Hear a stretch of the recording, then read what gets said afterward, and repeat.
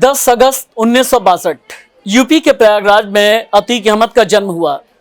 60 साल की उम्र में अतीक अहमद इस दुनिया को छोड़ गया है। कभी माफिया के नाम से, कभी डॉन के नाम से, कभी 5 बार का विधायक, कभी 1 बार का सांसद अतीक अहमद अलग अलग पार्टियां बदलता रहा। लेकिन एक तांगे वाले से माफिया से अपना IS-22 का साम्राज्य स्थापित करने वाले अतीक अहमद की कहानी क्या है, तांगे वाले के बेटे के माफिया बन जाने का पूरा ये दौर क्या रहा, इस वीडियो में मैं आपको बताता हूं। नमस्ते, मैं राशिद। अतीक अहमद, माफिया अतीक अहमद 17 साल की उम्र में जिस पर पहला केस दर्ज किया गया। लेकिन अतीक अहमद बनने की कहानी क्या है। साल 1979 का दौर था, सब कुछ बहुत सामान्य था।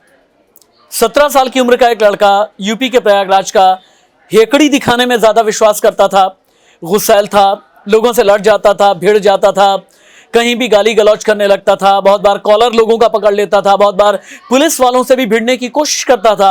इसका नाम था अतीक अहमद। 10वीं का रिजल्ट आया, फिरोज का बेटा अतीक अहमद फेल हो गया। बस यहीं से अतीक अहमद के बनने की कहानी शुरू हुई।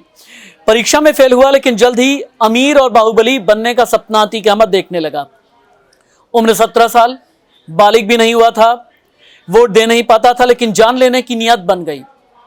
गुस्से की वजह से किसी की भी जान अतीक अहमद लेने में एक पल नहीं गवाता था।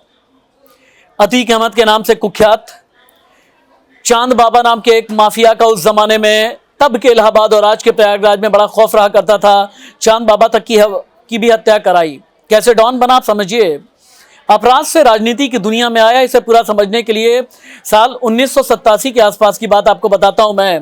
इलाहाबाद शहर में चांद बाबा का दौर था। चांद बाबा उस जमाने में इलाहाबाद में रॉबिन हुड के नाम से जाना जाता था। क्या नेता, क्या कारोबारी, क्या अभिनेता। चांद बाबा के नाम से लोग खौफ खाते थे। खौफ का आलम यह था कि कोई नेता चांद बाबा के सामने खड़ा तक नहीं होता था और पुलिस वाले भी दहलीज तक आने से पहले 10 बार सोचते थे।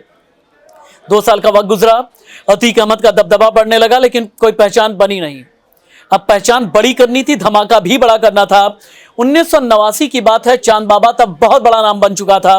फिर उसी चांद बाबा की अतीक अहमद ने सनसनीखेज तरीके से तब के इलाहाबाद और आज के प्रयागराज में हत्या कर डाली। जिस चांद बाबा से पुलिस और बड़े बड़े नेता खौफ खाते थे, उनका कत्ल करने वाला अतीक अब खुद बन चुका था बाहुबली।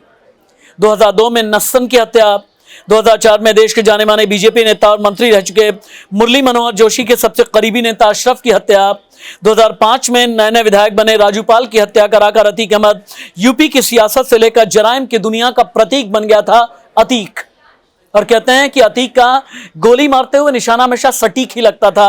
और अतीक अहमद जुर्म से सियासत की दुनिया में जब सफर करने लगा तो उसे ये लगा कि अब बहुत कुछ पीछे छूट गया है, लेकिन पता नहीं था। समाजवादी पार्टी में टिका, बहुजन समाज पार्टी में टिका, अपना दल सोनेलाल पटेल में टिका, लेकिन जब से भारतीय जनता पार्टी की यूपी में सरकार आई, तभी से अतीक अहमद का पतन शुरू हुआ। यूपी की जेल से निकालकर साबरमती जेल में शिफ्ट कर दिया गया, लेकिन फिर गुजरात से प्रयागराज जब लाया गया पिछले दिनों, तो उसे अंदाजा भी नहीं था कि अब आखिरी बार ही उत्तर प्रदेश आ रहा है। और आखिरी दिन अतीक अहमद का नजरें झुकी हुई थी और अतीक अहमद को भी अंदाजा था कि वाकई अतीक मिट्टी में मिल चुका है। नमस्ते।